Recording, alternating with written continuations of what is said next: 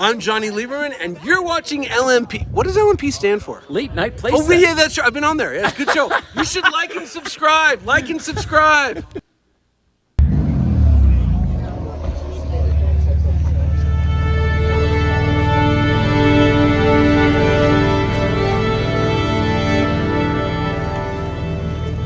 Late night, woo! Let's get some subbies!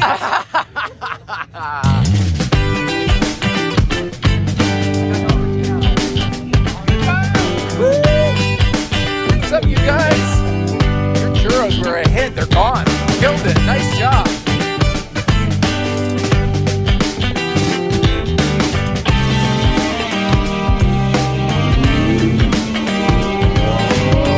Love the FD light.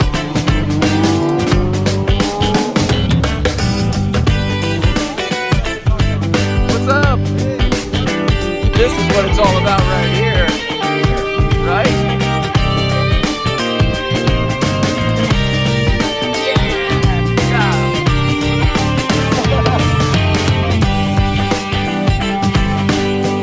Hello, hello. Hello, hello, hello.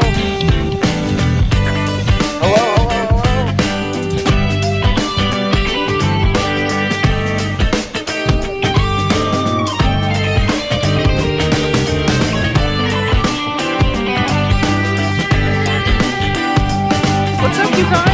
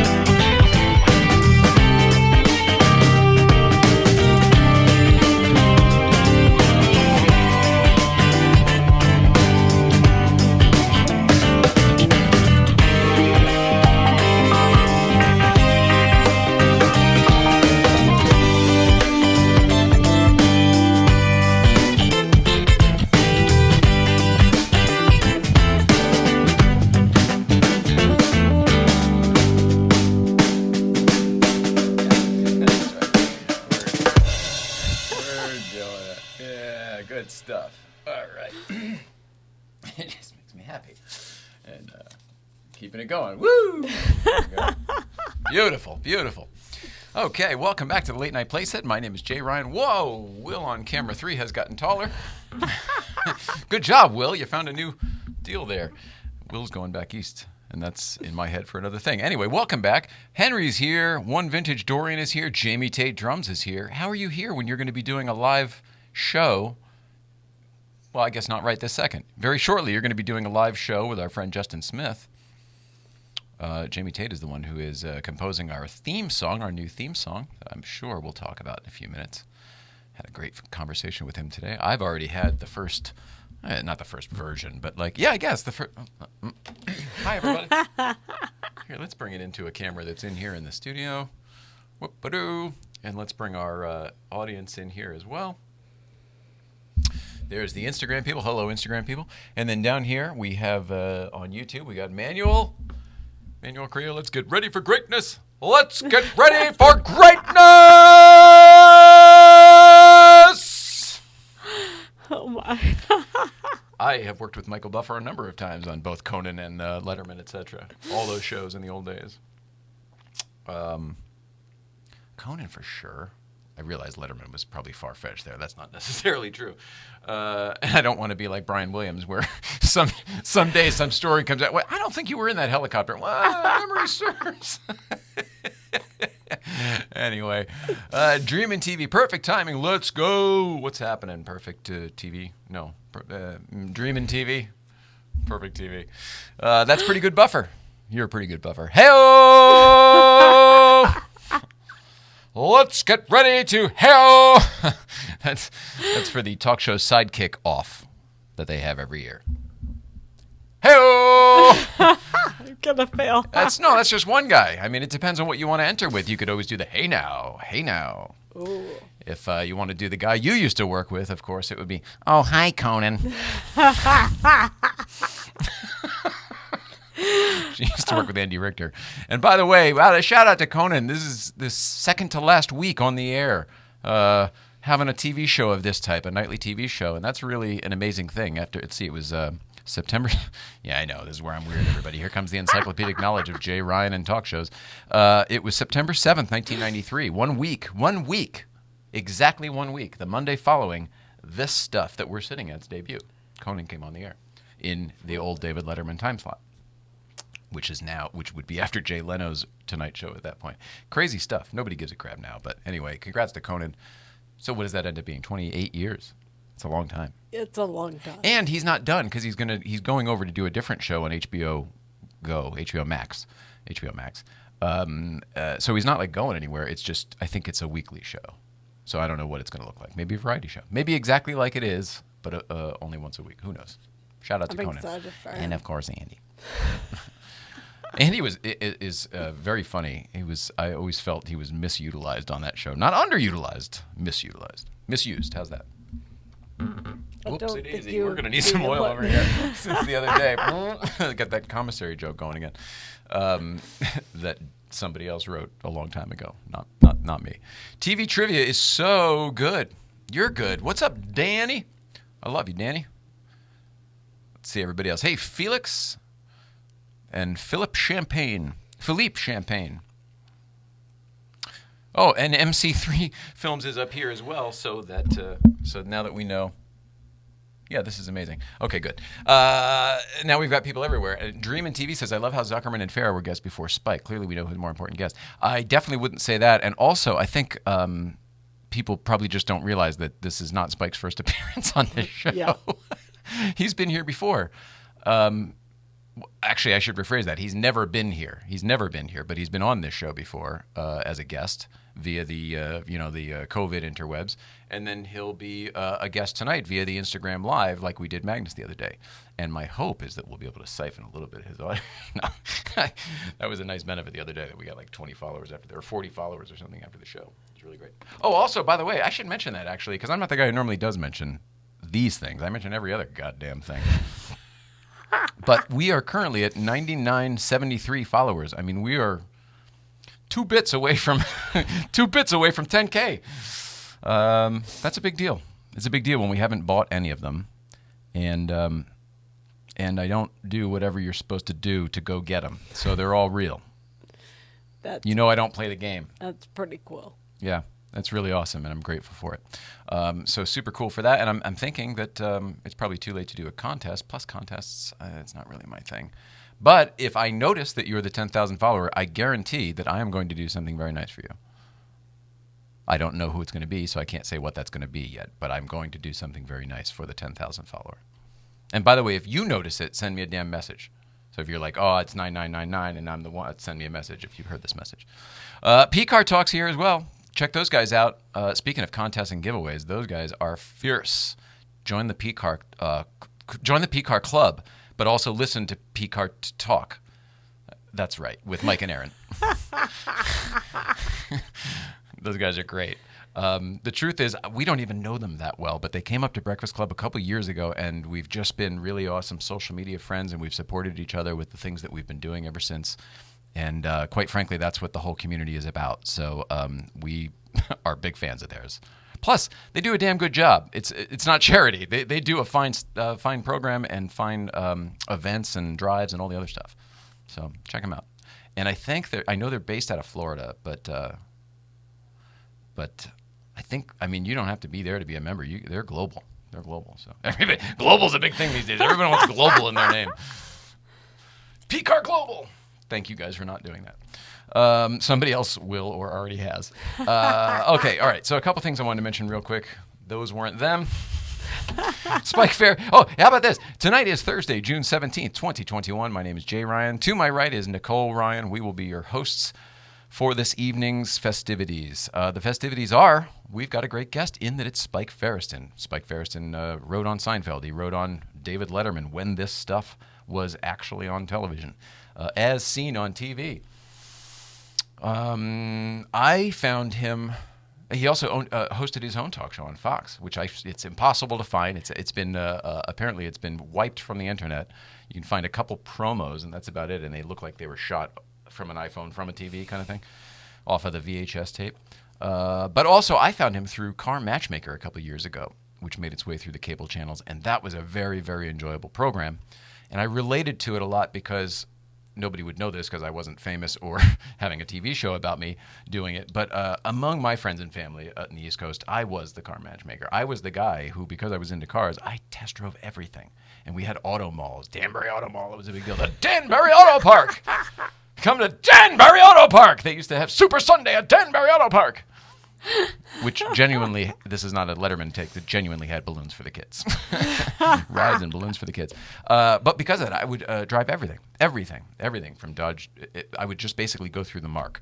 And all my friends' parents and everything, they all knew that. No, that's not right. Well, that is true, but also all of my parents' friends, which is what I was trying to say, knew that, and I would give advice on what the hell they should get, or hey, what do you think of the new A4? I was thinking about that, or the 3 Series, and I was like, well, the A4 is coming out, they're refreshing it, so wait if you want to do that one, or get the 3 Series now because they just all that stuff.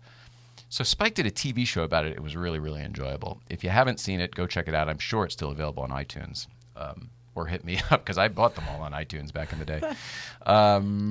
Anyway, he's going to be in here in a few minutes. We're going to be talking cars, car shows. There's some Letterman stuff I want to know about, and more. And that's what's going on. Theme song I brought up real briefly. Jamie Tate is composing our theme song. He may be still viewing here right now, but he also may be warming up because he's got a live show. Yes, crossing 10K. Thank you.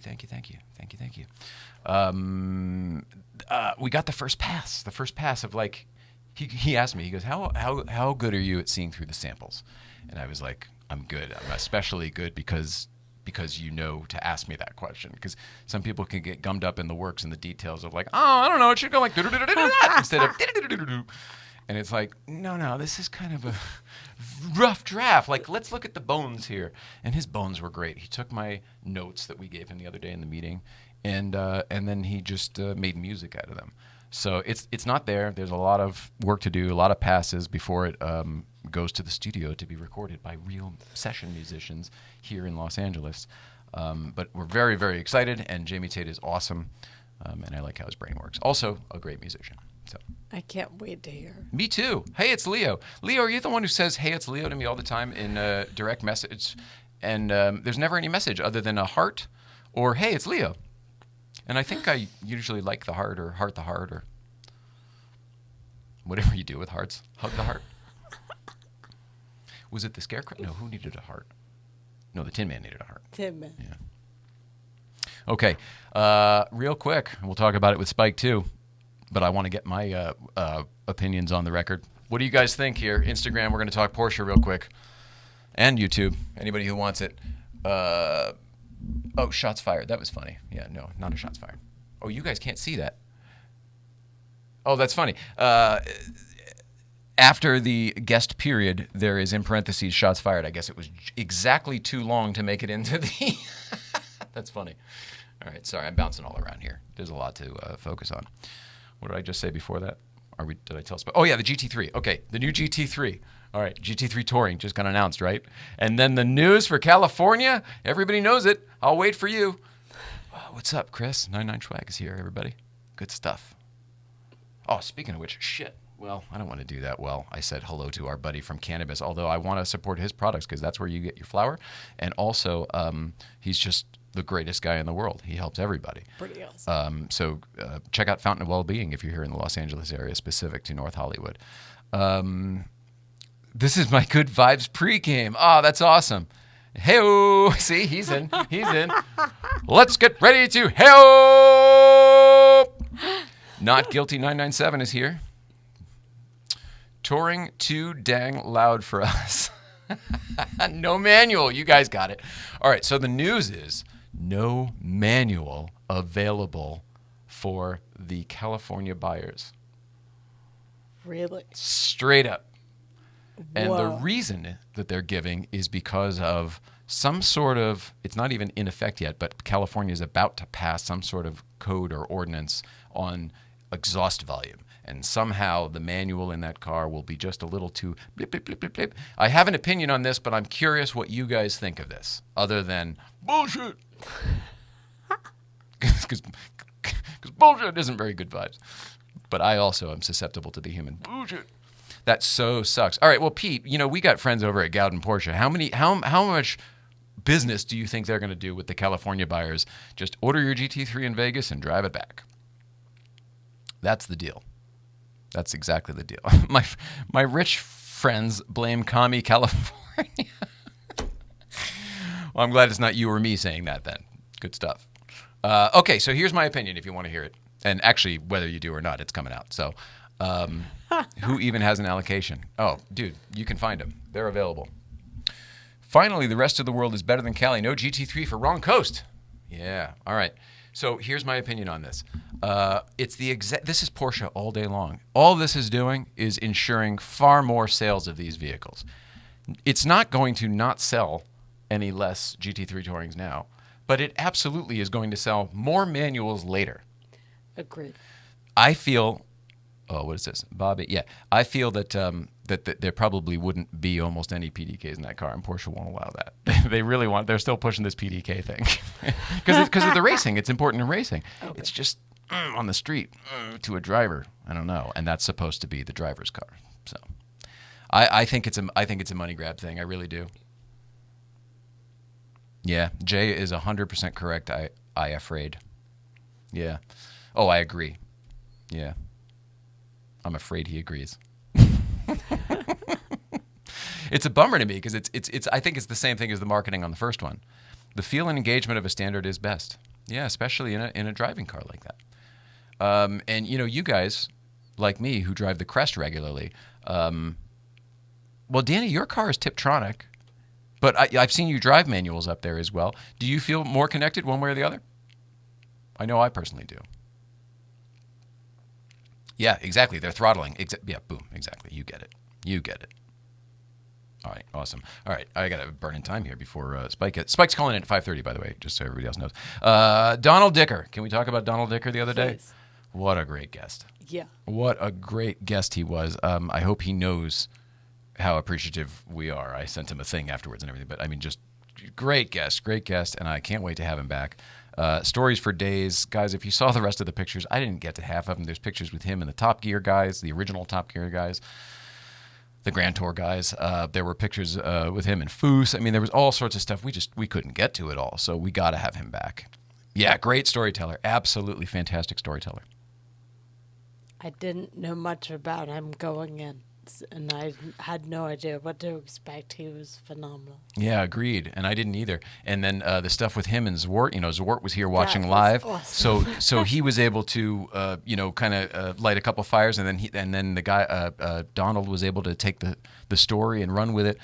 Super, super cool. And to envision those kids that would have been the hellions that I was as a kid, ripping around Willow Springs with homemade camera mounts on the 914 that was Jeff's first car that he still has today, ripping around filming motorcycles. I mean, it's just the coolest.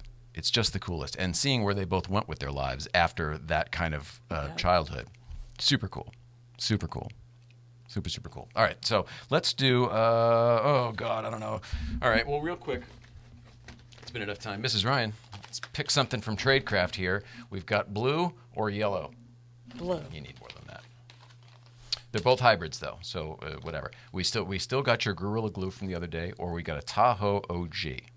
Tahoe. Or the truth is, we still have your gelato from the other day, if you want that. I'd like to try the Tahoe. Tahoe, please. Okay. Tahoe OG. Blue. It's going to be blue. Oh, Bobby said yellow. Pete says going over to YouTube. Pete, it's good to see you. Tradecraft, sup guys? Shout out to Tradecraft Farms and our friends over at Sticky Vape, which you can see right out the window there. If you're on Instagram, it's right over there.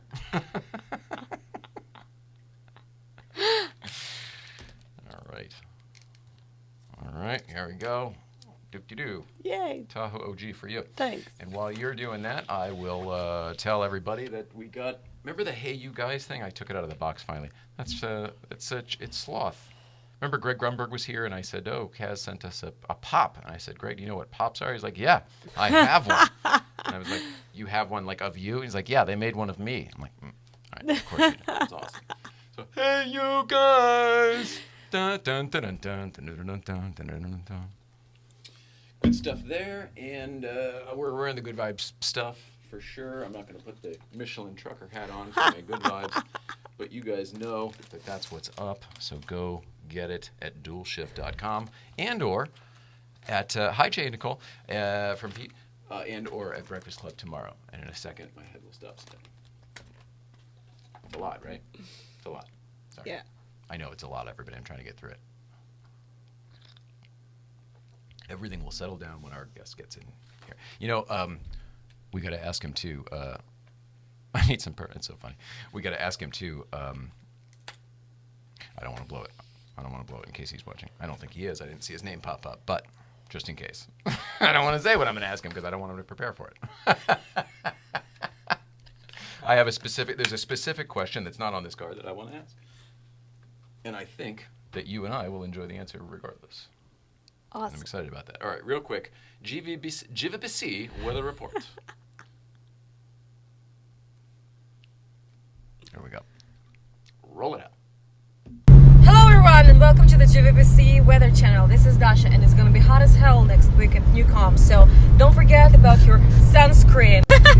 Let's enjoy it!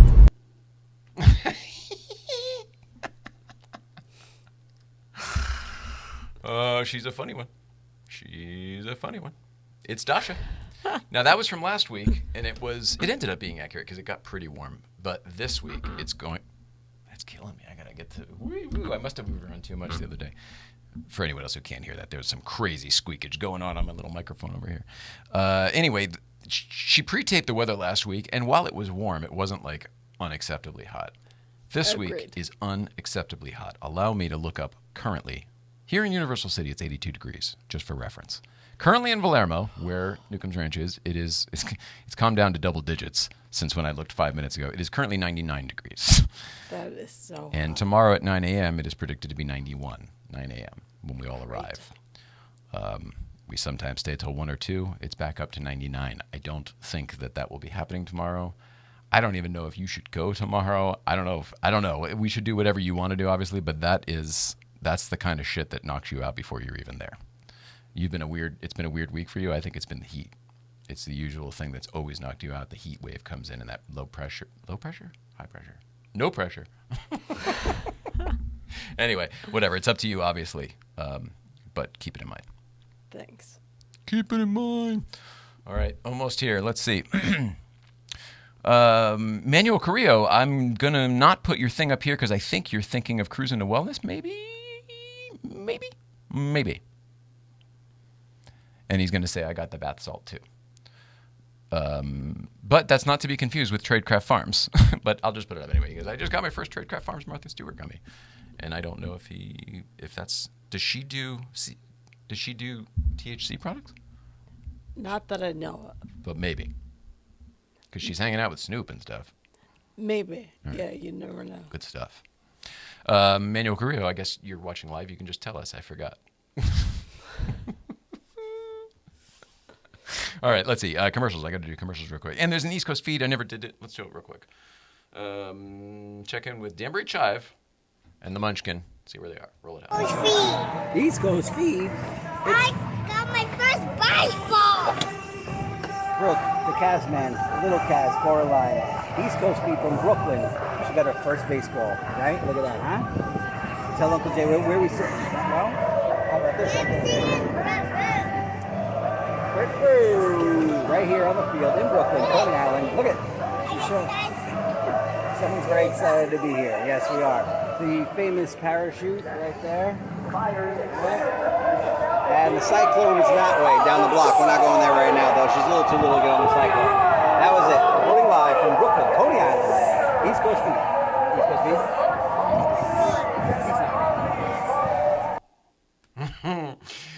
That was a nice tie-in because you could hear the guy on the announce, Sunday, Sunday, Sunday on the thing in the background.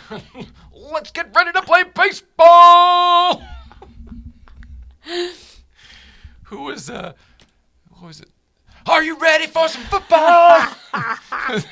It's some Monday Night Football, right? Yep. Are you ready for some football? I don't know dick about sports, but when it comes to the jingles about them, sure, I'm your guy. Also, unrelated to today, but cereal jingles. I've got them all. Also, I can generally do an impression for most of them. This is how my youth was spent. You want an example? They're great. Tony the Tiger. It's not bad. No, they don't. Follow my nose. It always knows. I could keep going, but I won't because we've got a very important guest coming in here in a few minutes. And this is already embarrassing enough. Oh, my goodness gracious. Sorry. Hank Sr. saying that. No kidding. Oh, they're laughing at me. I know. I'm so stupid. Was fired and brought back later. That's exactly. Oh, football! Yeah, that's exactly right. That's exactly right. Gosh. Air-cooled guys, no idling, you'll overheat. Yeah. Way to rub it in. These are the days where it's nice to have a water-cooled. The truth is, though, the whole air-cooled not running well in the heat is a bit of a misnomer because the truth is they run better in the heat because they don't overheat. They're air-cooled, which is pretty cool. Under load, when there's not enough horsepower, yeah, anything happens, especially those old buses and stuff like that. But for Manuel Carrillo, sorry. Cruise.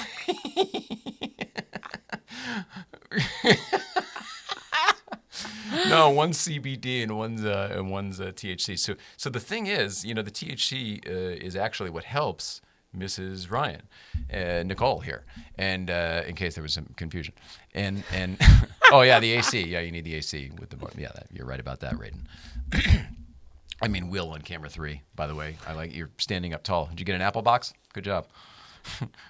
Anyway, we'll do commercials a little bit later after our guest calls in. But any second now, Spike Feresten's going to ring in, and we will have a chat about cars, car shows, coloring books, and more. It depends on the oil cooler. Some of the old cars, that was an option. Meow. Yeah, Will Raiden Motors. What is the name of your YouTube channel? Is it Raiden Motors? Because you, sir, are a very funny character, and you posted something the other day showing what you're doing in the garage, and it's great, and other people should check it out. So at least go Google Raiden Motors or check it out on YouTube if that's what it is, or look for Will on camera 3. I'm sure that'll bring it up for sure.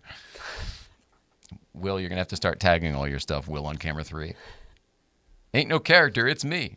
No, you are an interesting character. I'm not saying you're playing a character. You, sir, are an interesting character.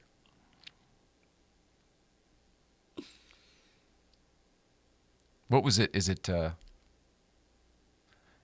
Pulp Fiction? Of course, you are a character, but that's not the same thing. Mr. Wolf? Yeah, I think so. Oh, Spike Feresten's here, everybody. Holy crap. It's real. Now, I hope the Bluetooth speaker and everything else works. There he is. Going live.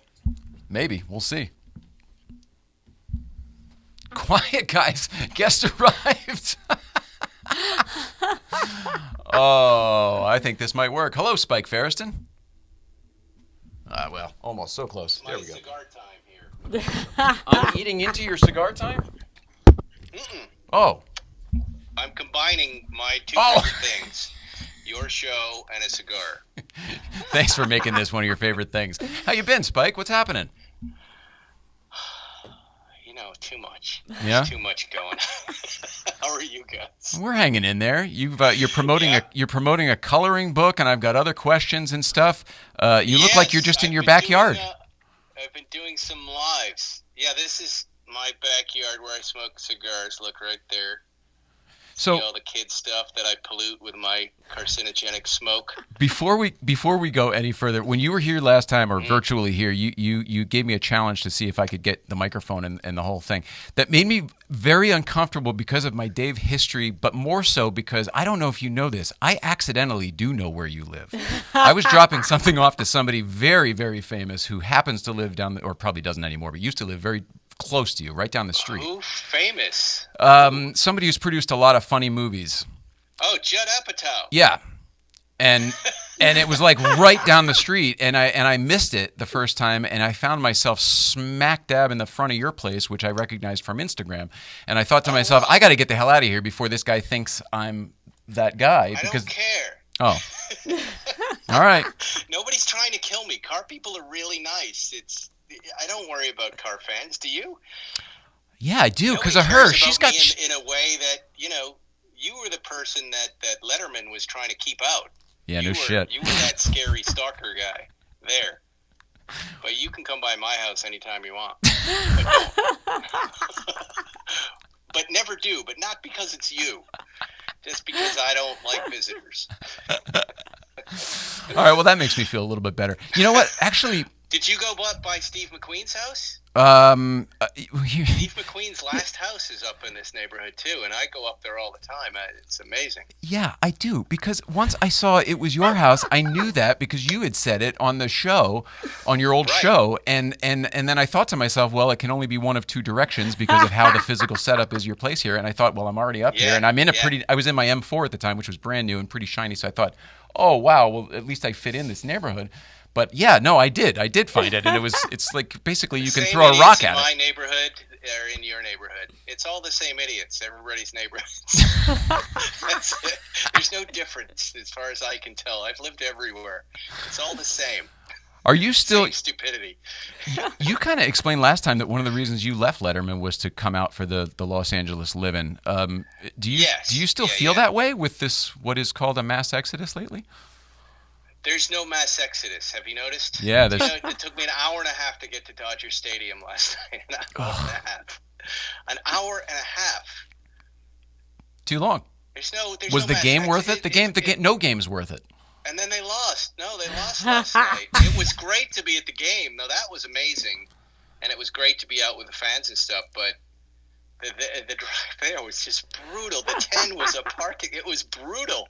It was bad. And I'd forgotten what that pain felt like an old-fashioned LA traffic jam. But it was really not nice.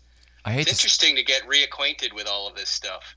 Yeah, I've noticed people have no problem walking up to my face and spitting in my face while they talk at me anymore. Everybody wants to shake hands. Here, try my bite of my food. No. We sure were spoiled over COVID. We were, except for the dying. It was a pretty good situation. I'm sorry. It was better for me personally. We all fared okay. I mean, we saw each other every week. It was kind of, you okay? Yeah, you're all right. Yeah, I'm all right too. Wasn't that a godsend to have that little car show out there and get everybody together and talk and hang out? It was a great thing, right? Yeah, and the fact that it all happened on its own, freaking miracle. Yeah, and no one that, as far as I know, nobody got sick out there outside. Now they hear all the time it's nearly impossible to get COVID outside, and we kind of knew that intuitively. I think if one person... Mitch Sledge. Hey, Mitch has been on all of my Instagram lives today. Hi, Mitch. Who's behind the Dear Zuckerman account, Mitch wants to know. It's a good name. First of all, Mitch Sledge is a great name. It's a good, 80s rocker name. Mitch Sledge. Oh, Mercy Sledge. Was it Mercy I have Sledge? questions for Mitch Sledge. What does he do? Who is Mitch Sledge? Was it Mercy Sledge? Was that the real one? I don't know. Sledgehammer. I remember the show. I'm asking Sledge. There he is. Patrick is his real name. I forget your question. What is your question, Jay? I'm sorry. I'm distracted by this amazing cigar. How long have you smoked cigars? 11 years old. No. 11, yeah.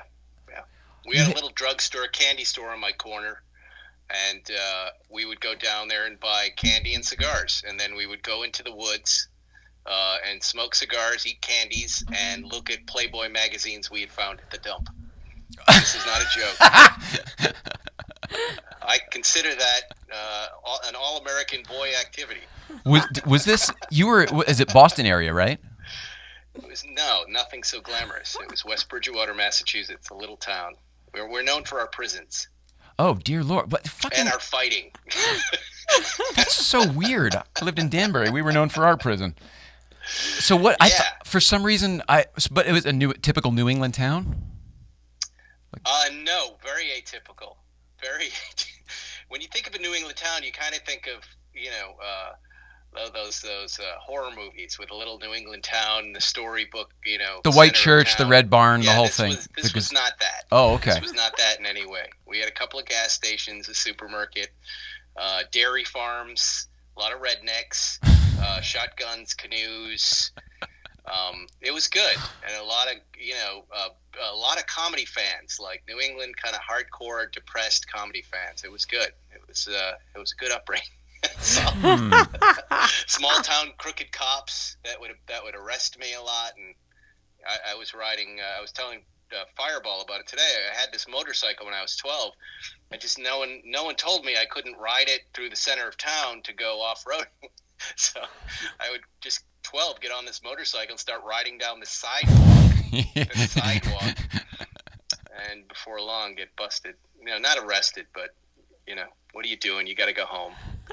And it was always in the space of time between when my mom and dad weren't home from work yet. Yeah. Got out of school at 2:30. Mom and dad got home at 5. So you had this little magic window of time where you could just terrorize the town, do whatever you want, light things on fire, as long as you got it all wrapped up by 5 o'clock. And in that particular instance, that officer got tired of waiting in my driveway at 4:30, and I said, I don't know when they're coming home. And he goes, well, don't do it again. And that was the magic. Those are the magic words. Which, of course, I did it again. But you had a brother. A different route this time. You grew up with a brother too, though. Were you guys both doing this, or was this just you? No. He was, he's that kid that was just like, why are you the way you are? Oh, why really? Do you give mom and dad trouble? Why are you doing this stuff all the time? Like, why are you boundary pushing? Button pushing? It went beyond that. I just didn't know any better. You don't know. It's different. And I'm not lying. I lit my backyard on fire once by mistake and almost burned the neighborhood down. I shot a lot of stuff with BB guns and 22s. It's the lack of supervision. I was going to say, there is no fucking wonder you went to work on Letterman. Yeah. Holy crap. You guys were throwing shit off buildings and whatever. That must have just totally spoken to you. We did try to have inspired destruction. We never did, really crude, horrible things. There were kids in my neighborhood that would go, hey, let's take firecrackers and blow up fish.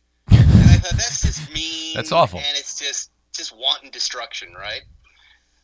But, my friends were like, hey, what if we, tie a rope from a tree to a tree and then, try to have a zip line across these trees 3 stories up. And then at the end of it, maybe we'll light it on fire to see, we'll burn it so there won't be any evidence. So,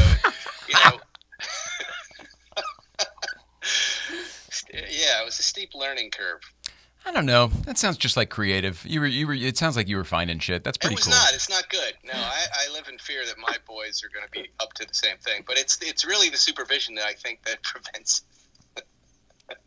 When you have kids and guns and motorized vehicles and a sleepy small town with police that are happy just being at the donut shop and no parents, and you have a town, and my dad was on this thing called the zoning committee, and the zoning committee decided what businesses could open up in our small town, and I don't know why my dad and his friends who were on the zoning committee, hey, they're talking. Can you believe this? They're talking about opening up a go-kart track. Well, we better shut that down. Ah. They want to have an arcade. You know what happens in those arcades? Those kids all get together. I mean, everything that could have taken us out of our wanton destruction. Sure. He shut down. He shut it down. Sweet irony. You're sitting there twiddling your thumbs going, now what are we going to do? We got canoes, we got guns, we got motorcycles. I've got a guitar. Why don't I turn my amp on and see if the guys at the football game can hear me a mile away? You just created problems. Yeah, you're painting an interesting picture. It is. They had the solution right there in their hands. They did. Many times. And we didn't understand it. And they thought these things would get teenagers together and cause trouble, but really it would have prevented a lot of problems. It really would have.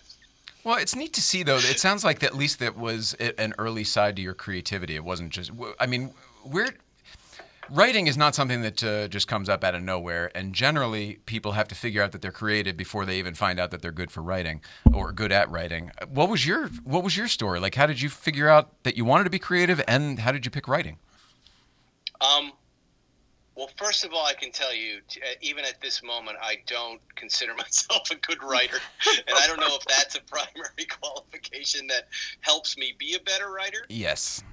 I would think rely that's mostly right. on the feedback of people that I trust that, there might be something going on there, but I can't feel it. So I'm always trying to learn and figure out how to do it correctly because I never went to school to write. And furthermore, I hated writing more than anything. If you had asked me in high school, what do you hate more than anything? I would have said number one, writing. Can't stand it. I can't stand this English class. But I would get feedback from my English teachers like, you're really good at this. And I would go, God, that's the worst possible news that you could give me. I hate it. Yes. I hate putting pencil to paper and coming up with ideas. And, it was an internship I did on Saturday Night Live and Letterman, where I learned what a comedy writer was, and I thought, all right, well, I've watched a ton of TV, and this might be something. I really had no other direction. I wanted to maybe be in music, and so I tried writing some jokes, and I felt like I got some good feedback from this guy Eddie Gorodetsky, who runs a show now called Mom on CBS, and Dennis Miller was great to me and really encouraged me. And hey, babe. It's kind of like in comedy, it was a really nice moment. I didn't, there weren't many comedy writers out there, and people were as generous and nice with their time as they kind of are in our community, in the car community. And they helped me along and told me there was something going on there, so I just kept going with it. And today I still kind of do that. Wow. Right? I'm still doing the same thing. That's amazing to me. I don't consider myself good. Well, that to me, I think that's a good. I can make people laugh. I think that's a good thing. Occasionally. No, I think that's a good thing. We brought up your brother very quickly, briefly, but the truth is I remember him from Saturday Night Live, and we worked together briefly. It was really a guy who worked for him that I was sort of sidling up to because that same guy worked on Letterman, I think. But he was really, really nice to me. It was the guy who used to have green hair on Letterman. He was King, the cue card boy. The cue card boy. Yeah, Dave's main guy. It wasn't Kevin. No, it was Tony Inky, but I don't remember his Tony, name. Right. But anyway, he was on Saturday Night Live too, and I think he wore the Late Show jacket. Whatever. Somehow I sidled up to him because of that whole thing, and then I got to know your brother's little nook under the bleachers and stuff. Yeah, he's still doing that right now. He does it for Fallon and Seth Meyers and SNL. He loves it. He's got a whole career. He's happy. I'm glad to hear that. But you had him on your show too. On your Car Matchmaker. He was on Car Matchmaker. I helped him find a car. He was a pain in the ass. Good. He still is. Good. I'm glad to hear it. Anybody who helps people with cars, you know that the people closest to you are the biggest pains in the asses with cars, and they get mad at you. But yeah, that was all right. I've had a lot of fun with my family in things. I had my mom and dad on Letterman back in the day, which was fun. It's fun to have that piece of tape to look at, but it was Did you write them into a bit? Day. How did that come to be? I ended up being in a lot of staff stories bits, and it's interesting because we saw one of those recently where they would go to the lunch. Yeah, the stories that I would tell in those remotes end up. It's that same kind. The stories that I told in Seinfeld that we ended up writing as episodes. It's really interesting. Like, I don't know if it's conscious or unconscious, but weird stuff happens to me. But when the weirdest stuff happens to me, I tend to be drawn to it and see how it plays out. And I really enjoy, like I call it, life's free comedy, organic comedy all around us. And so in the retelling of those stories, I would be in these staff stories remotes, this odd thing that happened to me. And in this particular case, it was staff Mother's Day stories. And I don't remember the story my mom came on, but my dad was such a huge fan of comedy, and he was also a highly dysfunctional dude. And I said to Dave, I go, look, I can't put my mom in your show without putting my dad in. He's out of his – it really will ruin a couple of years of my life. And he will stop talking to me, and he doesn't understand what we do, and he just knows I put mom in and I didn't put him in, and he's going to take that personally. And Dave said, all right, well, tell you what, we'll have 5 moms and 1 dad. Oh. And I said, Thank you. A really kind thing of Dave to do. And when we were shooting it, I think at Patsy's in New York, and when it came down to shooting it, that joke played perfectly. We've got 5 moms here and 1 dad, and it was my dad smoking Winston Lights. We just cut to him, right? Got a huge laugh. And then Dave said in the middle of the shoot, he goes, hey, you think your dad would put sour cream on his face from the Blintzes and shave it off with a butter knife? Oh, that's funny. And I'm like, yeah, he should do. Why wouldn't he do that? That's why he's here, to be funny. And, he's mic'd up. And I went over to him and I said, hey, Dave wants you to put sour cream on your face and shave it off with a butter knife. And he goes, well, what, is he making fun of me? And I go, no, it'll be funny. I go, what? Is he making fun of me because of my complexion? I go, what? He's mic'd up, and I'm like, fuck. And this is exactly what I worried. And I look over at the monitor, and there's Dave and Hal, and they're going like this. So I'm like, here's another moment where I'm like, oh shit, am I about to get fired for bringing this psycho, my dad, who I loved, but still he was nuts, and I think you can relate if you have a dad like that.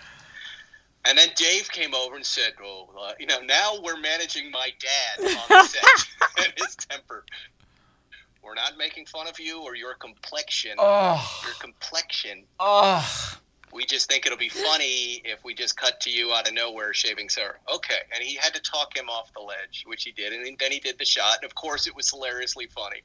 And then, of course, Dave did 2 or 3 more. Turn the screws on. But I went, come on. What were you there for? That's the experience. Couldn't have hoped for anything better than that. Dave Letterman wrote a joke for you. You did it. It's on national television. It was well received. That's amazing. Yeah. That's amazing. It didn't work out. The closer you let him, the crazier it was. Yeah. How did you guys get you and your brother have different? Wally and Spike are not your given names, right? Did you get your nicknames from home or from work, or where did those come from?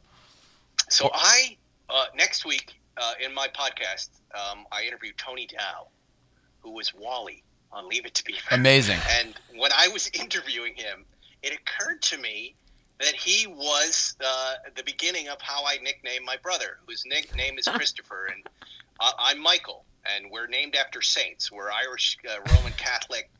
My mom's a religious freak. There's a heaven, and I'm going to visit your dad there quite soon. I'm like, okay. We'd like you to be a priest. All right, I'll see you when I'm 18, Mom. That's great. So it's Michael, St. Christopher, St. Elizabeth, my sister. And we shared this tiny little room in our small house, and my brother had asthma, and he wheezed. And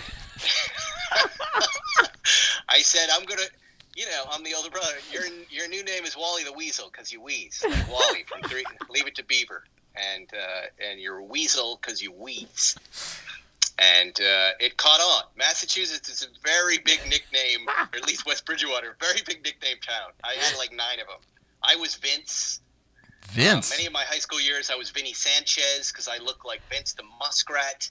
Some kid says Sanchez. I have no idea why the last name is Vinny Sanchez. Oh, that's going to stick on Sundays. What's up, Vinny Sanchez? You see Vinny Sanchez talking to Jay Leno over there? Yeah. After that, as the bartender, they said, "You're Pine Weasel." They literally put me in front of the bartender. I was a bar back going to college, and he goes, "This is the guy that gives out the nicknames." He goes, "You are Pine Weasel." And then for a year, I was the Pine Weasel. So that was like an Animal House moment then, right? Wally became this funny name. Spike, then I went to Saturday Night Live, and, my hair was standing up, and there was another Michael Shoemaker, who now runs Seth Meyers' show. Right. And he said, I'm the only Michael on staff, you're Spike. And, then I had that nickname. And then they asked me what, you get a credit on the show eventually when you're the receptionist. What do you want it to be? I think the first year I was Michael, and then after that I said, you know what? I'm gonna be this Spike guy. I'm gonna invent this character and just live in this character. And if this TV thing doesn't work out, which it won't, I can just retreat because my name's on TV. And if I embarrass myself, I want to go back to my music career, which does not exist.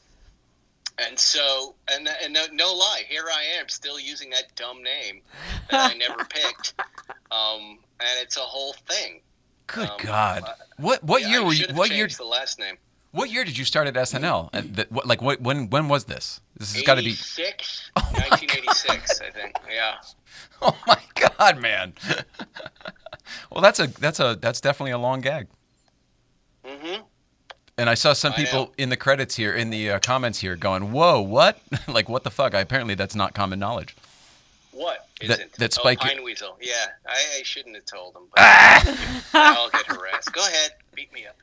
It's fine. Call me Pine Weasel. I enjoyed inhabiting the Pine Weasel character because you're a freshman in college, right? And I had to put myself through college, and I had to work and bartend. But I'm in this world of older kids, and they're all cool bartenders and beautiful waitresses, and I just happy to have some attention, So I became the little bar pet, Pine Weasel, and it was good. Life was good. I was almost killed one night, but life was good. A little Pine Weasel. It was right around that time that I was also the Moosehead Moose for Moosehead Beer Night, and an off-duty cop almost shot me, who was in a blackout drunk. He had his gun up, and they grabbed his arm and oh my God! Right before he plugged me. You could have been a hashtag. A more embarrassing death than that.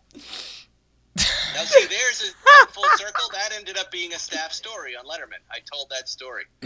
Gee whiz. And Dave paid it off by going, "This segment sponsored by Moosehead Beer." It was an ugly, true story from my life. Oh my God, man. So you got to Letterman through Saturday Night Live, but you also got to Cars through Letterman. Is that right? Yeah. So you started to touch on this last time you were here, and then I had a crazy technical glitch, and then we didn't get to the meat of the story because obviously I would love to know more. You were at Santa Monica Airport out here in Los Angeles, right? And you had an opportunity to drive some cars or something? Yeah, I don't know why Dave or how Dave knew I liked cars, and I don't even know at what level. I mean, here's all I knew is I wanted to drive around New York City. I didn't like being on the subway, and taxis were too expensive to take all the time. And I just thought if I can have a car, this will be fun. Nobody has a car in New York, And I did the same thing. We had a deal at CBS when we moved to the Ed Sullivan Theater, right across the street at the Sheraton for the first year. They said free parking. We're going to give your staff free parking. It was one of those incentives. So I went, I had nothing else to spend my money on, and I bought that stupid Maserati bi-turbo, and it might have been that I think Dave had seen, but no, that was before, right, at NBC. You know what, I'm not quite sure how Dave knew I liked cars, except that I did, and it was my third week of work there that he invited me out to Santa Monica Airport. We were out there for the Emmys, and he invited me to drive his stuff. And I drove all of these cars I didn't even know existed, but that we all know, like Speedsters and Dinos and 914.6s. And there were some Austin Healey's. And I'm like, wait, you have cars at an airport? How does that work? Yeah. Do you go on the runway? No, don't go on the runway. Do not go on the runway. It was just a very confusing thing, but really it was that moment where I'm like, what this guy likes and is stuff I didn't know existed, and I think what I'm going to end up liking because I like how this feels, right? And I was talking today to Fireball about it. It's like, at the time, these things were not that valuable, right? A 914.6 you could pick up for $4,000 or $5,000, still a little out of reach for me, but it was not $140,000, sure. right? And low mileage cars you'd get offered these low mileage cars. I remember, for $12,000 that nobody wants this. It's got no miles on it. It's got a few thousand miles on it. Nobody wants it because it's white. It's a perfect car, perfectly new from this, 1973, and nobody wants it because it's white. So it was just kind of a different time. So I thought, well, I'll get a 911. Then I bought this cheap 911, or I traded for it. I sent that Maserati bi-turbo eventually to just a guy on the back page of DuPont Registry in Georgia and said, let me trade for a 911. And he sent me the 74 911. And that was really the beginning of it. Wow. Just that feeling you get when you drive an early 911. It felt like, the go-kart that I wasn't allowed to drive when I was a kid. Absolutely. You're still screaming through town again as a kid, but in four wheels. I totally get it. But in New York, going downtown on the weekends and that thing with your friends jammed in, sometimes 5 or 6 people jammed. Oh We my had so God. much fun in that car. And I'm ashamed to say it was not sober most of the time too, but it was so much fun, and I just loved that car. Absolutely loved it. That's You know, amazing. it was a wreck too. It was not, but it worked. It sounds like it let you beat the shit out of it. Mine was the same way. It did. Yeah, it didn't break down like the Maserati did. I drove my 944 It still Turbo worked. into the city every single day from Connecticut, down 684, down the Hutch into New York every single day, and it never let me down. Right. Yeah, I also appreciated that about it. I think I asked you Bundaberg. this before. I can't remember. You and Zuckerman didn't. Oh, very nice. You and Zuckerman didn't get the Letterman 944 Turbo, right? That was. We don't know who got that. Mm-mm. Do we know who No. got that? We don't chase things like that, you know. I don't know who bought it. I've never heard. I'm getting lit up like crazy about no manual gearbox 911 GT3 Touries in California. We talked about that before. People are outraged. They're outraged. I want to. We'll come back to that only because I definitely agree, but I want to finish the 944s for 1 second. Specifically, can you think of any reason why Letterman would have gotten rid of that car? Because I think I do, and I can't believe that nobody else has ever talked about it. I thought I remember, it might have been Jerry, that was one of, Jerry had a Taproot 944, and I think he bought it because Dave bought it. Mm-hmm. And I think they both kind of traded them in to get 911s after that. I think that's the story. As I remember, they had the right brand, but they had the wrong model. From my memory of living in the neighborhood and not knowing any of that actual backstory like you're talking about of knowing the actual people, solely talking about seeing people in the neighborhood, we used to always see the 944, and I feel like the 911 at the same time. But specifically, my memory is Mrs. David Letterman stole the 944 and drove it into the city maybe. and all that stuff. And it was like in the new. And it would seem to me that if there ever were a car that he would get rid of, it might be that one. If that was true, do you remember that the woman who was breaking into his house and all that? There was so much craziness going on at that time. Really? My friends would be running the mailroom. You'd go down and visit them, and it would just be letter after letter, just of insanity. You always knew the schizophrenics because they wrote on a yellow pad and they filled every little line with pencil, and then around the edges like that. There was so much of that stuff. You're making me feel really good about myself. Keep going. Yeah, I never did any of that. And then, years later, it's so funny. One of my wife's friends was also obsessed with Dave and told me she had been banned. Banned? After a couple of years of knowing me. What's banned? I was banned from Letterman. I'm like, what? Oh, I wasn't banned. Gee whiz. So much. Well, what do you go to the show too much and they say you can't come anymore, that kind of thing? I don't know what she did, and I've never bothered to ask, but I would want to know. Oh, yeah. I mean, she break in and steal something? Is that what we're talking about here? No, that's insane what you did. You're lucky he didn't kill you. Do you know, in talking to people like you and hearing specifically about what it was like to be there at that time, I absolutely think that you're right. I can't believe it. I was so clueless at the time. I had no idea. You told me that they didn't even let the writers into the theater at that point during rehearsal. Yeah. That's crazy to me. I mean, as a production person, I had all access at all times, so I always walked around like I owned the place. Do you want it? It's, I hosted a show for 3 years. It was only 3 years, and it was only once a week. But I have a perspective of what that job is like that I think a lot of people don't really know and wouldn't ever be able to relate to. And it's a job that makes you crazy, one, because you're doing it's the same roller coaster ride every night if you're doing it 5 nights a week. Yep. And what you very quickly, if you're a personality like me, or I think most Porsche people who like perfection and like to keep trying to tweak and make it perfect, you very quickly try to make that day from morning to showtime to after show perfect. Yep. And you continually try to improve it and try to improve it. And keep turning the screw. You keep trying to do it, and a show especially with all of those elements and guests and an audience, is an uncontrollable quantity, right? In some ways, you have to be more zen and let it all happen and then surf the wave, but you never know which wave you're going to get. Right. But you have such a level of control behind the desk with writers and segment producers and the people you're booking and every element of it, right down to the temperature.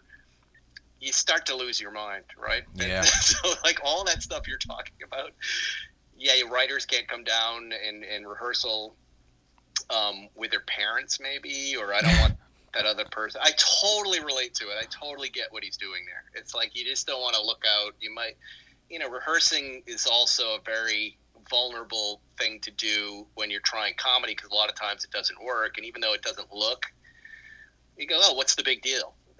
Sometimes it feels excruciating. You're just like, ugh, exposed and not funny, and it's a weird experience being at the top of that pyramid and performing that I think a lot of people. I just think human beings aren't truly designed for it, and the ones sometimes who do it the best are so fucking narcissistic that it tends to work only in that realm, and their lives are disasters outside of it. That's where the Larry Sanders Show comes in. Yeah, I love the Larry Sanders Show. It's a hard thing to do. So when you see, you meet people like Jay Leno's and Jerry's, and there are lots of people who know how to handle it and do a great job doing it and can be human beings outside of it. It's an impressive accomplishment because it's really hard.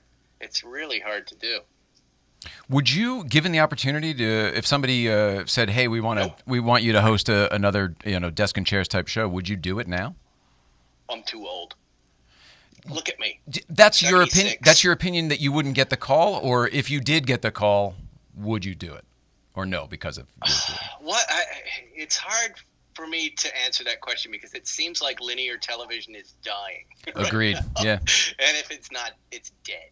Yeah. You literally have some of the things from old TV. You're sitting behind that old desk. Yeah, you're right. Antiques. Yeah, and as we move into the streaming realm, and everything is now on demand, you wonder, well, what works there and what doesn't work? It would have to be something new that worked in the way I watch TV and got me excited about doing it, right? So right now I'm focused on writing, because I watch a ton of this pandemic. Was just all streamers, and I'm like, oh, why don't I try to get some stuff up on one of these sites? Sure. And why don't we do it with writing? That's kind of where I'm at right now. Fair enough.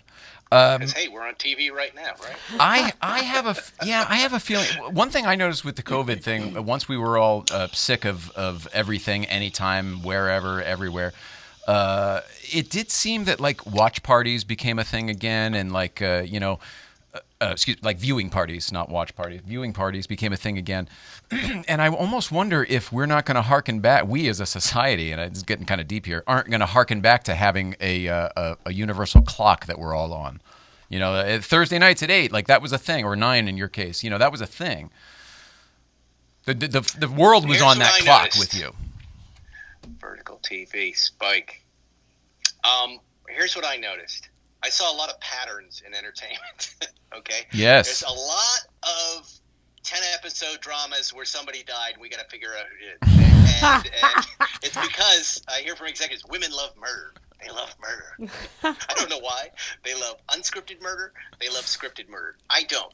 I think what's going to come out of this pandemic, because we've watched so much content now, is you're going to have to speed up stories, you're going to have to make stuff happen faster, and you're going to have to get rid of a lot of the things, especially in premium scripted, that make a show premium.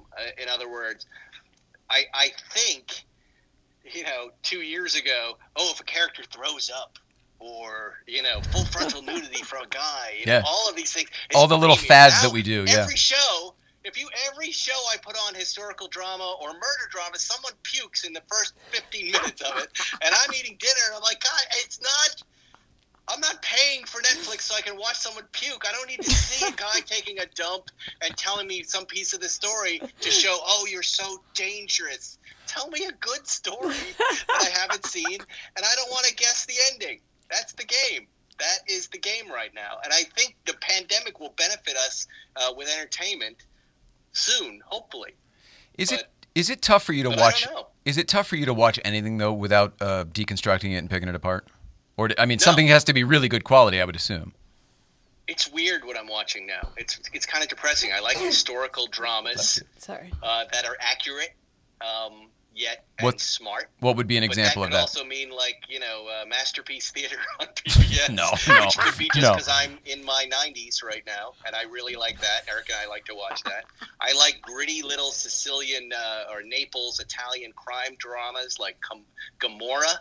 Is an amazing series. There's 4 seasons of that. Where Wow. I can just read subtitles and watch these low-level Italian criminals commit. I love those shows. Those are No great. kidding.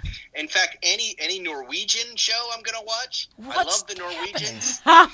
You can So call a lost. Norwegian right to face. You're not very good at your job, and they go, "Thank you." And then they have zero asshole in them, unlike us Americans. Right? They're just as guilty as the rest of the assholes in America. But the Norwegians really know how to talk to each other. They're candid, and they don't get offended. So I'll watch anything. Like Borgen, that might not even be Norway. I'll watch that. I'll watch Undercover. I like all of these little global shows of worlds that I have not seen before. And if there's a drug dealing element, I'm in. And I'm not, I don't know how to write that stuff, but if I could, I would write that all day long. I love it. I don't know if I believe you. I feel like you could probably write anything you wanted. No, I'm not that smart. I can't. I can't. And furthermore, I don't want to. I want to enjoy it. I want to watch it. Yeah, that's fine. I agree with You ever that. done stuff like, you Yeah, get to a point where you you're just ruin like, I you don't ruin need the to- thing you loved. Yeah, you learn too much about it. I just want to watch it. I want to have a nice night with my family and watch people's heads get blown out. and puking. In Sicily. Let's see. We'll Yes. go to the Instagram here because there was a lot of stuff people were jumping in here. Hey, Spike Want to Feresten. know what kind of cigar I'm smoking? Yeah, sure. This is a Hoyo de Monterey number 2. Procured from Bill at the Malibu Kitchen. Does Bill smoke cigars? I didn't know that. Nope. He used to. But he knows where to get them. Oh, I see. Now I understand. That's a guy who knows how to import things. Hey, Spike Feresten, longtime listener, first-time caller. Favorite canyon or drive? I'll listen off the air. Thanks. Encinal, right off the PCH. Yeah, it's a killer one. Encinal. Good choice. It's not too twisty. It's fast. And I prefer the long, slow turns to the tighter, kind of goofier ones. Yeah. Unless Do I'm you on a prefer the motorcycle. ascent or the descent on Encinal? Any of them. Okay, cool. It's it's one of LA's greatest things that they're out there, and it's such a beautiful spot. I was driving there last weekend, and I'm not out there to prove anything or break a car, but you can let go without people around out there. I find it very relaxing. Absolutely. There's a lot of places out there where there's long stretches without driveways, which is nice too. So you kind of know you're a little bit on the safer side of things. I know the bumps, yeah. When can we start recording what Zuckerman says after we turn off the recorder? That's from Johnny Lieberman. That's from Johnny Lieberman. He wrote that. Yeah.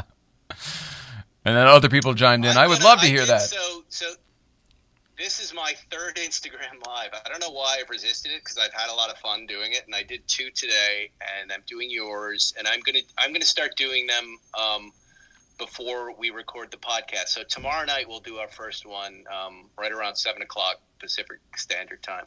Well, maybe that'll be your if video Zuckerman element. allows. Maybe this will fulfill your video element. Maybe. You know what's hard about that, because we've been looking into it, is the second you build, and you would know this, the second you build a studio, you expect people to come and show up. But the second you're mobile and you can do the show anywhere you want, Kevin Hart just reached out and is going to come on the podcast. You're able to book it in a second. Okay, when is he available? Great, let's just do it Zoom, and he and I will chat, and we'll get it done.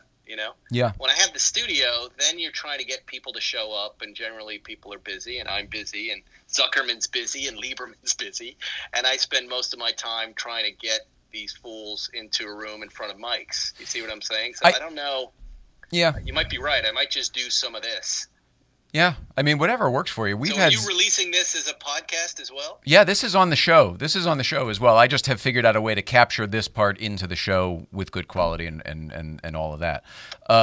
What you're saying makes perfect sense, except that we're nobody and we have no trouble getting people to come here. And I mean, people go to Matt's all the time. I feel like people would do stuff for you. That's what I think. They would. But they absolutely would, and they did when we were at Podcast One. But it's 1,000 emails. Oh, the logistics I'm exaggerating. No, I'm with you. I'm with you. That shit blows. Either if I hand that off to my producer, he's just going to retire on what I have to pay him. Right. Yeah. He's like, he worked 120 hours this week. Great. Blue Chew canceled, right? Is your same guy still producing your show? He is. Okay. He is. I'm glad to hear that. Once he quits, you're in, Jay. Is that where you're going with this? No, I was just asking. But back to the having people come, we just have figured that you haven't come here yet because of the whole Kramer's apartment vibe. That's what we just assumed. COVID the first time, and then this time that you didn't want to come, we just figured. No, everybody's the same. Nobody wants to go anywhere anymore. I hate to break it to you, but... So that's it? It's not about you. We've been doing things in our homes, and it's so easy with this technology. Why would you change that? You want me to get on the 101 right now? I don't want you to do anything. This is great for me. Coming in so hot, you would hate it would be bad for all of us. No, this is just fine. An hour and a half to the Dodger game. Last night. And I was holding it together to make a nice memory with my 13-year-old. But inside, I was dying. I wanted to murder. I don't know how old you are, but I'm at the point now where an hour and a half sitting in traffic, I got to pee real bad. That's my issue. No, I was fine with that. All right. I'll tell you what I wished I had. I wished I had my wife's Model Y because I was in this BMW M4, which I like. But the Model Y, you can just let it do all the work for you. Didn't have it. Do you know this? She's actually on here. One of the questions, but do you know someone named Anastasia Rourke or Anastasia Rourke Foster? I don't. Or does your wife? All right. She jumped in there and chimed in and said, "Oh, they're my old friends, Spike Feresten. You're in good hands." And I was curious if that was somebody who actually knew you. She's someone I know and we know from the industry, but I didn't know if you guys. My memory's shot. Maybe it's a friend of your wife's. All right. Well, back to. My wife has no friends. Go to Padre Stadium? Is that what you want me to do, sir? I don't want you to do anything. I would move down to San Diego. I'm reading a Don Winslow book that takes place in Pacific Beach, and it sounds like a great place, but I'm sure it's just as busy as LA right now. Tom O'Bear says, still keeping tabs on the 64 356C in your neighborhood that you wanted to try and buy from the old guy who bought it on his honeymoon? Wow. That's very good, Tom. It's amazing. I forgot about that car, and it was in Pacific Palisades, and the guy, he's an old guy, and I think he's still around, but he just wanted so much money for that car, and it, at the end of the day, it just wasn't worth it. It was just a beat up driver. So no, I'm not chasing that right now. Raiden Motor says the only thing Oh, go ahead. Go ahead, ask. The Raiden Motors would like to know, is this car for sale? And it's the picture of you with the Jerry Seinfeld show, Spike Feresten, Paul Zuckerman, 73 RS. Oh, is that car for sale? Only Jerry and I keep trying to buy it back from Zuckerman. Oh, really? Here's a little news flash for you. There's a chance, and it's a small one, but there's still a chance we will have the first Plan J, which is bringing Jerry into a Plan Z. That Jerry and I would buy shares of the car that we previously owned at a rate far exceeding what we owned the car originally at. Yeah, I like this. Just to share it. But Zuckerman and I are a little nervous about what happens. Like, Zuckerman and I know how we operate, right? We're very laid back. We don't worry about if I want to keep it for a month, I'll keep it for a month. And if Zuckerman wants to take it to Mexico, he'll just take a car that we own in Mexico. Who cares? But Jerry, we're not sure how he's going to act in this. So there's a little nervousness about a car disappearing in one of his hangars and us never seeing it again, and how that might work, or him taking it to New York and disappearing. But there's a chance that 73 RS might be the first one. Wow. Because Jerry and I missed that car. How cool. it's a great car. Great car. And that's the Marble Rye episode car too, right? We catch a glimpse of it in the Marble Rye episode. Yeah. That was a funny night. We were shooting in Paramount, and Jerry drove that car and parked it on the street and put it in the shot. I brought my misbehaving dog, and it attacked Rusty the horse that night and almost kicked my dog, and I got kicked off the lot. Oh my God! Fun night. Bigfoot Garage would like to know. Like, Jerry, nobody has that car in New York. Parking it outside on a wet down in front of a horse that's shitting beefarino. Questions for Spike. Most fun part of Car Matchmaker. Very good. What was the most fun part? What was the most fun? I really like just hanging out with people who didn't know much about cars and hearing their takes on cars. That was a blast. They always had such funny reasons for buying a car. Like, it was all about the sunroof or the cup holder. The whole decision was about some little weird part of the car, or I don't like it. One guy said, "Cause it's too spaceshipy," and I said, "What?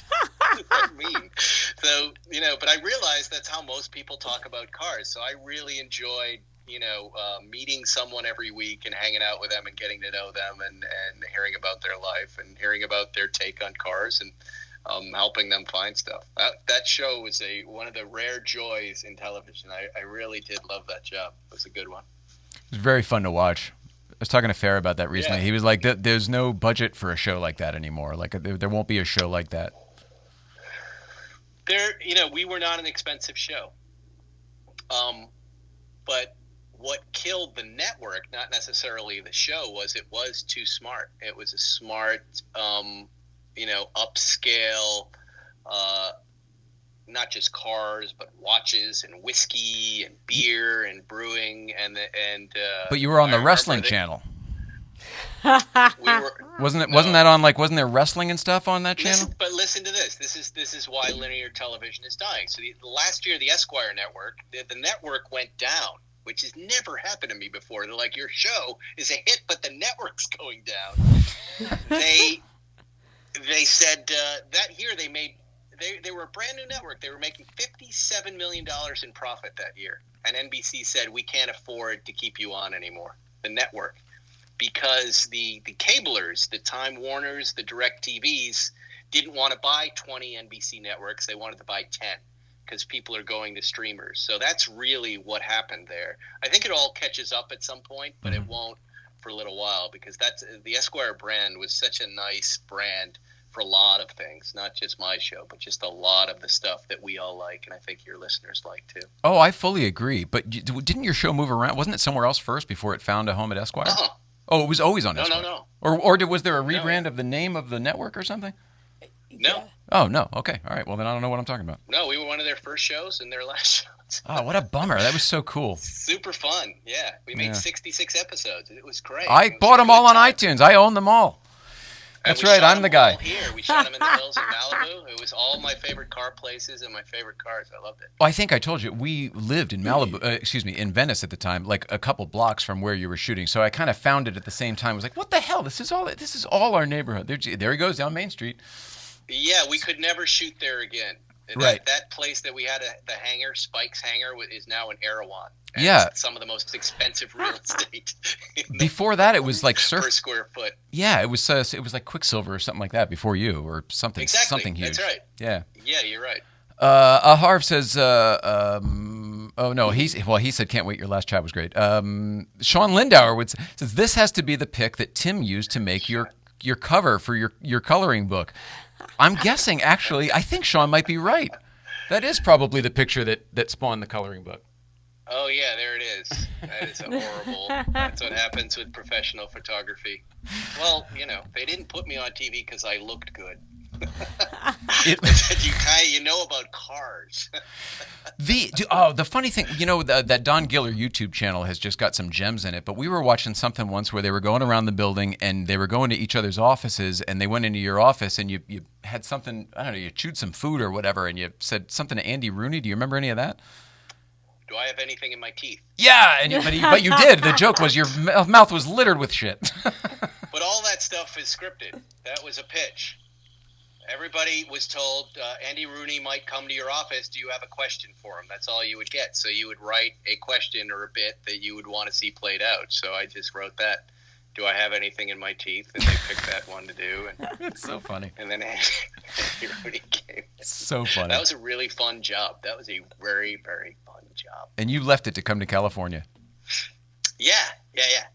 I mean, 5 years is a long time. That's probably plenty, especially after everything you said before about the monotony of the system and everything. No, the writing was fine. I just wanted a dog and a car and be outside. Let's talk about coloring books and car shows. You've got some coloring books out currently. People can get that now, right? Amazon.com. A coloring book, yes. And next week for your California folks, we're doing a little book signing at the ranch on the pier. Do you know that shop? Malibu Pier. I don't know. Malibu Pier. I think 11 o'clock a week from this Saturday. I'm going to be there. We're going to have like 4 or 5 cars, just a little teeny car show. The ranch at the pier has some really cool stuff. Fender guitars in there, really curated, super cool stuff, and our coloring books, nice. Which aren't the coolest thing in there. But I'm going to be there for an hour or two just signing coloring books with Fireball because I have nothing better to do. I think that'll be fun. Please come down and hang out. Yeah. And what day is that? A week from this Saturday. Week from I don't Saturday. know the date. I don't have the calendar. I got it. But it should be fun. Yeah, the 27th. And I'm going to bring the Volkswagen Beetle, my German Volkswagen police Beetle. If you want to take a picture with that instead. Did you get the mirror put back on? Last time I saw it, the mirror busted off. I bought like 5 or 6 mirrors. You know, it's interesting. That car, the mirrors on both sides come loose, and you have to constantly replace them. But where you notice it is when you're driving over 50 miles an hour, they start to go back, so you can't see. The wind pushes blows them in back like that. It's a really annoying problem. And then when you try to tighten them up, the nut breaks off of them. So, yeah, I'm trying all sorts of different brand mirrors for that. That's a really fun car. The greatest thing about that car is it's got a PA system, and you can yell at people in traffic, and that is a joy. It'll be great. It'll be great having you. You can order your eggs from Bill from the parking lot. I'm picturing you out on the pier calling people in from PCH. We're all the way out here. Just follow. No, no one's going to show up to the book signing. Who are we kidding? I think it'd be cool. I think you will. What's the parking situation over there, though? That was the only bummer I couldn't figure out. The only reason I've never been on that pier is I don't know how to do it. Fireball's making me do all of this. I don't know why Fireball has such a hold on me, but I'm his bitch. How did you guys get to be such good friends? There was the one We're day. not. Well, you went from being. It went from being Fireball's trying to shut our car show down to it's all a misunderstanding, and now we're in business together. Matt Farah started it by saying Fireball was trying to shut our car show down. Then I complained about it on the podcast and stupidly did not realize that the people listening might give Fireball a hard time. Well, they started threatening him, which I did not like and did not appreciate. And he came up to me and said, "Look, could you ask your listeners not to make death threats?" Oh, my God. I was like, God damn, Fireball, I am so sorry. And he goes, I wasn't trying to shut it down. I was trying to help this kid, and it's a misunderstanding. I felt bad. And then we had him on the podcast, and we learned about him, designing Batmobiles for movies. And he's such an interesting guy. Yeah. And a super nice guy. Very. And we felt bad. And then, when he said, let's do a coloring book, I thought, well, all right, this is a way I can, pay him back for the trouble I've caused him. But I also like the idea of a coloring book, because I have kids, and I'd never seen a coloring book with weird, obscure Japanese motorcycles in it. Nope, and I it's said, true. if I can put all of my favorite weird vehicles in there, like my mom's 78 Honda Accord, which is not anything, but is special to me, that would be fun. I would do that, and that's the book we have. It's 18 of my favorite things with wheels. Schwinn bikes and Hodaka Combat Wombats. And, if you want something cool for your kids to color while they're at the beach or on your long holiday drive, this is the thing to get. It's cool. And it's on Amazon. You can just go buy it right now. It's only $9, I think. You're awesome, Spike. I am grateful that you were so generous with your time. Thanks for doing the show again. Really means a lot. Thank you for having me. That was fun. I hope you Cheers. enjoyed it. We'll see you Well, that Sunday on the beer is porch, I'm amazing. assuming. What's that? I say we'll see you Sunday on... No.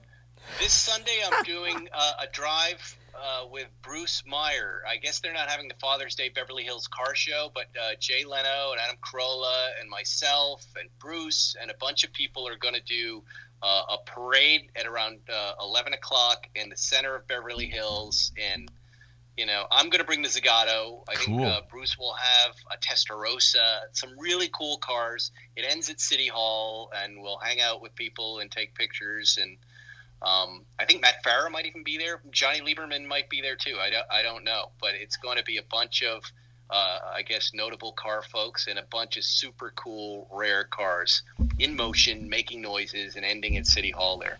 That sounds on, awesome. Father's Day. So that's where I'm going to be on that day. Outstanding. And I want to be there because I've heard the police are going to shut us down this Sunday, and I don't want to be anywhere near that. Oh, I don't need to be beautiful. threatened by the police anymore. It happens too much. We'll see you in Beverly Hills. Thank you so much, Spike Feresten. You're awesome. Keep it up. Good to see you guys. See you soon. Oh, that was cool. Spike Feresten, everybody. Very, very cool. And we did a full hour, which is really, really great. Very generous. And that flew by. It went so fast. He's such a fun dude. So many. There's more things on here, but I was like, that's an hour. Yeah, the car show at Bill's. Man, that's going to be interesting. It's the only thing whatever. It'll be interesting. We haven't been the last 2 weeks, and I haven't. I mean, I've missed what we used to experience there, but I haven't missed going and looking. I see the pictures, and I'm like, holy fuck, I don't have the energy for that. Busy. After what Fridays have become, which is wonderful and good, but just more busy, I don't have the energy afterwards. It's a lot. It's tough. It's tough being us. Subscribe on YouTube. That's right. Exactly right. Says Danny. Thank you so much, Danny. Tony Show 18 says great show. Thanks, Tony. One Vintage says good show. Thanks, Dorian. Cars in motion, making noises. Good stuff. All right, everybody, let's wrap it up here. Spike was awesome. Thank you to Spike Feresten. Thank you very much to the East Coast Feed who sent that stuff in before. And Donald Dicker we talked about before. Thank you to Dasha, the weather girl. Mrs. Ryan, love you so much. We love everybody at home. We're back next week with, Good Vibes tomorrow, but we're back next week with Fireball Tim. We're talking about him with Spike, and he's in here next week. So that's it. I love you. We love all of you. Have a great weekend, and we'll see you out there.